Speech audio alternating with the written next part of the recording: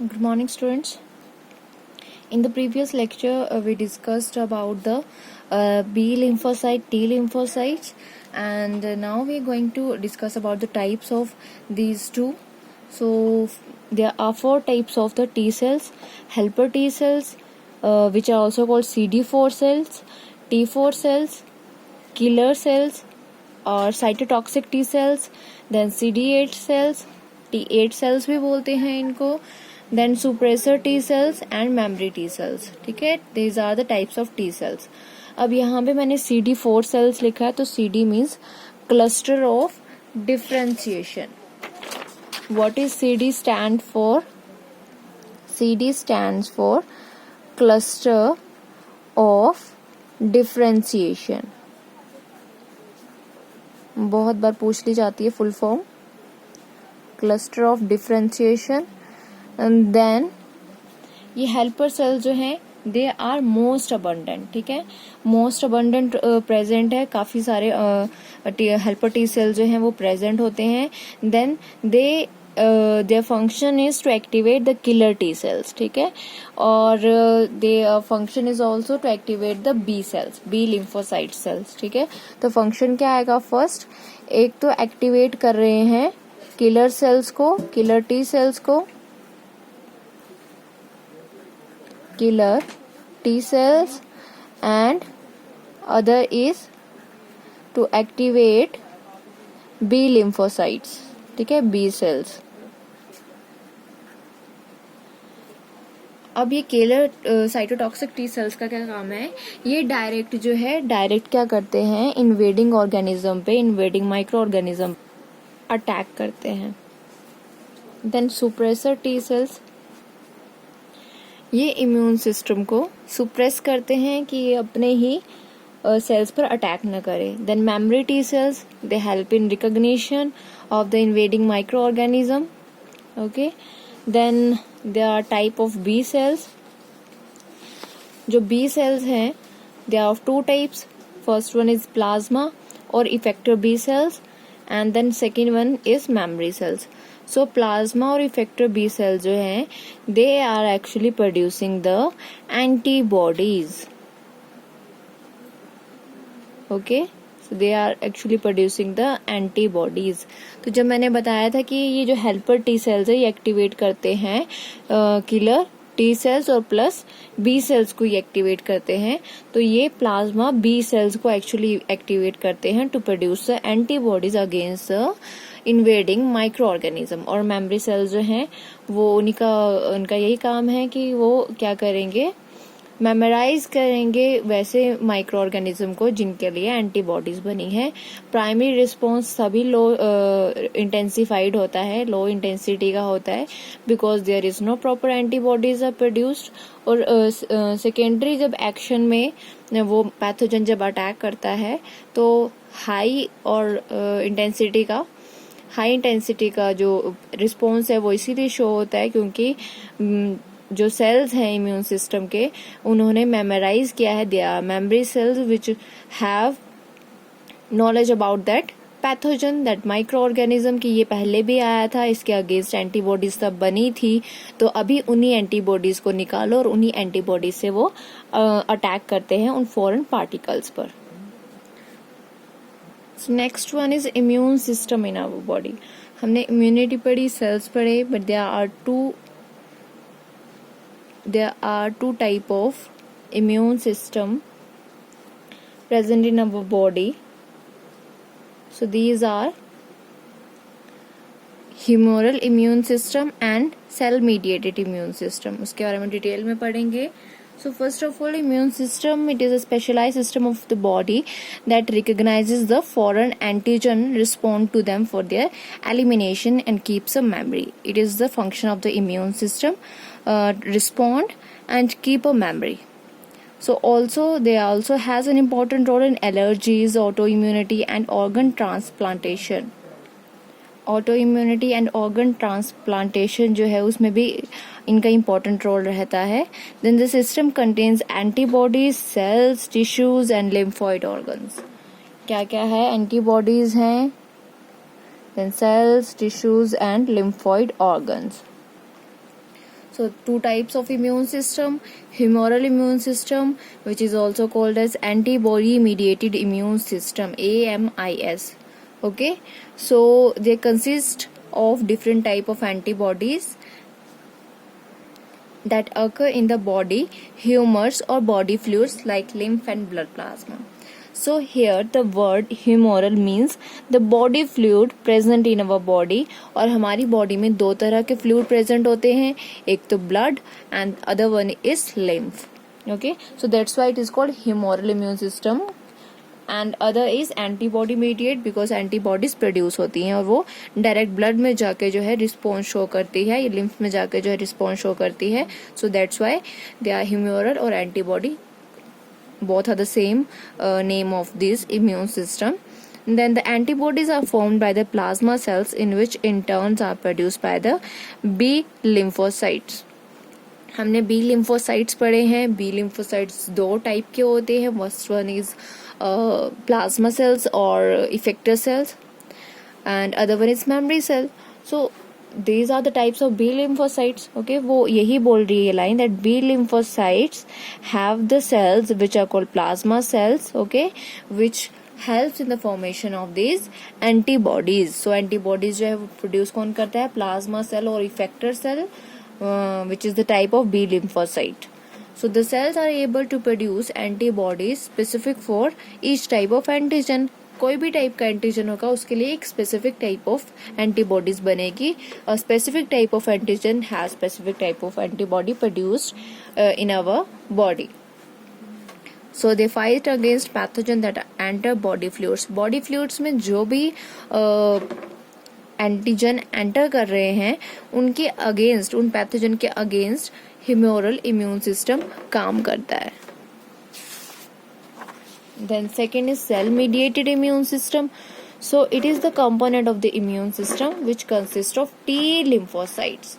जो हमने ह्यूमरल पढ़ा वहाँ पे B lymphocytes का जिक्र हो रहा था. So there is no involvement of T lymphocyte. और यहाँ पर जो है T lymphocyte की बात हो रही है. ठीक है, तो कंपोनेंट है इम्यून सिस्टम का जहाँ पे T lymphocytes ऑपरेट होते हैं.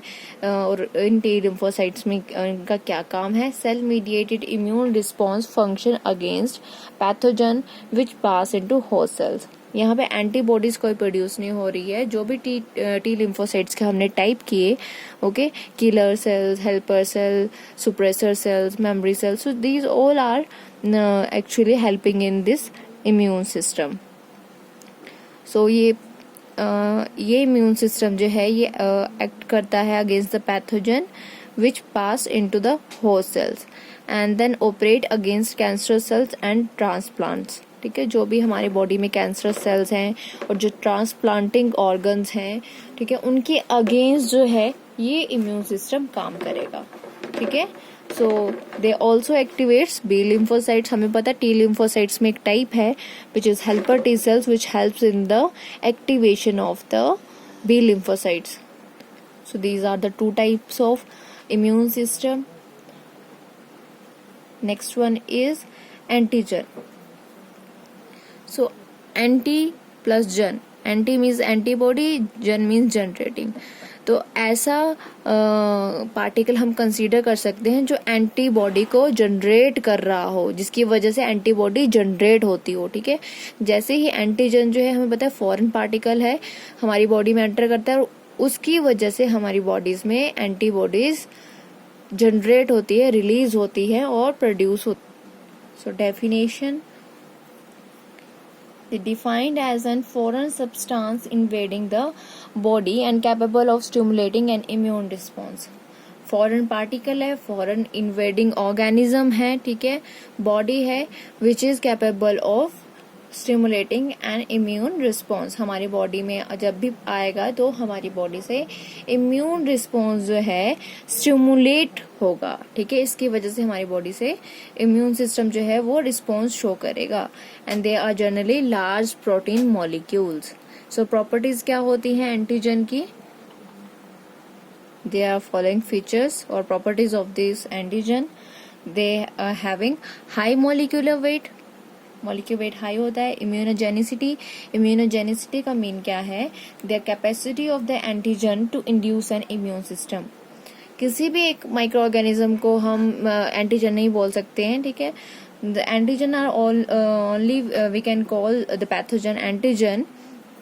किसी भी माइक्रो ऑर्गेनिज्म को हम एंटीजन तभी बोलेंगे which is capable to induce the immune system of any organism, ठीक है। किसी भी ऑर्गेनिज्म का इम्यून सिस्टम जनरेट जो करवा देंगे, स्टिमुलेट जो करवा देंगे, that is called antigen. Next feature is reactivity.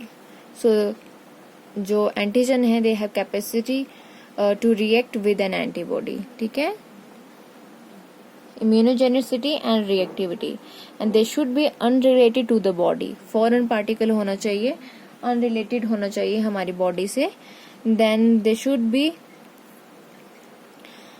unrelated. Next one is antigen with both immunogenicity and reactivity are called complete pathogen or antigens.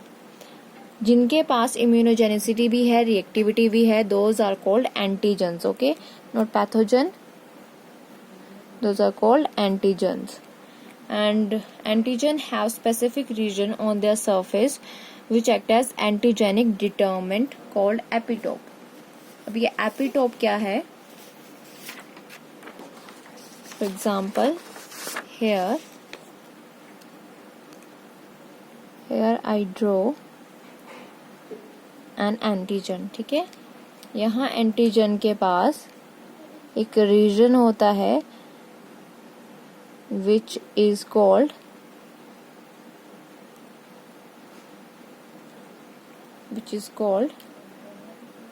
epitope, ठीक है, जो कि बाइंड करता है किसी भी एंटीबॉडी के साथ, ठीक है। ये जो एपिटोप है वो स्पेसिफिक होता है, हर एक एंटीजन में एपिटोप जो होगा वो अलग होगा, ठीक है। दिस इज एंटीजन और एपिटोप जो है हर एक एंटीजन में एपिटोप अलग होता है। एंटीजन को हम AG करके लिखते हैं और एंटीबॉडी को AB करके लिखते हैं शॉर्ट फॉर्म में। Note point is consider, okay. So specific region है on the surface which act as antigenic determinant है क्योंकि हर एक एंटीजन में अलग अलग होगा। Then antibodies identify antigens by epitope. जो भी एंटीबॉडीज होंगी वो इन एपिटोप की मदद से, इन एपिटोप की हेल्प से जो है एंटीजन को आइडेंटिफाई करती, क्योंकि हर एक एंटीजन में अलग अलग एपिटोप होता है। तो जब भी कोई एंटीजन जो है दूसरी बार अटैक करेगा तो एंटीबॉडी को पता है कि ये वाला एपिटोप जो है इस एंटीजन में प्रेजेंट था, तो वो उस पर अटैक कर देगी फटाफट से। और अगर एंटीबॉडी को कंसीडर ही नहीं है ये किसी एपिटोप के बारे में, किसी एंटीजन जिसमें एपिटोप प्रेजेंट है, तो वो उस पर अटैक नहीं कर पाएगी, ठीक है। Next one is antibodies. Antigen कर लिया, अब एंटीबॉडीज के बारे में पढ़ते हैं।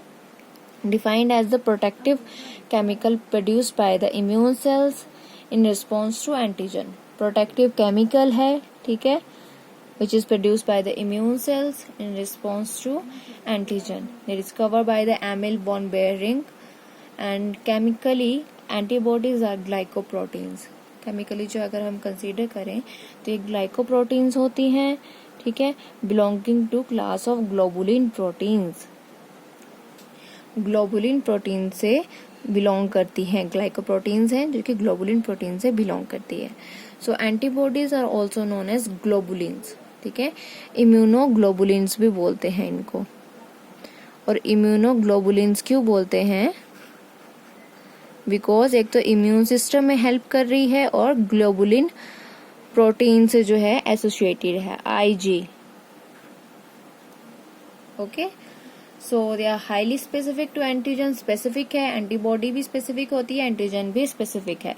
Produced by the plasma cells or effector cells which produce antibody. So plasma cells produces about 2000 molecules of antibodies per second. एक सेकेंड में से जो है 2000 molecules of antibodies जो हैं वो रिलीज होती हैं। So here I draw the structure of the antibody. It is Y shaped है, ठीक है. Tetrapeptide molecule and formed of two identical light chains, ठीक है. 1 and 2 identical light chain and 1 and 2 heavy chain, ठीक है. Two identical light chain and 2 identical, ये जो है this one is called heavy chain, ठीक है. ये वाली जो बीच में आएगी this one is heavy chain. तो 2 आइडेंटिकल हैवी चेन है और 2 आइडेंटिकल लाइट चेन है. So there is antigen binding site, ठीक है. एंटीजन बाइंडिंग साइट यहाँ पर जो है, यहाँ पर आकर एंटीजन जो है अटैच होगा, ठीक है. हर एक एंटीबॉडी का स्पेसिफिक एंटीजन बाइंडिंग साइट होता है. हर एक एंटीजन के लिए अलग एंटीजन बाइंडिंग साइट होगी. Okay, so these 4 chains are held together by the sulphide bond, ठीक है. ये डाइसल्फाइड बॉन्ड है. 1 and 2 ये जो सर्कल्स देख रहे हैं these are sulphur. So disulphide bond की वजह से ये अटैच्ड है. So this one is the typical structure of the antibody. Thank you so much.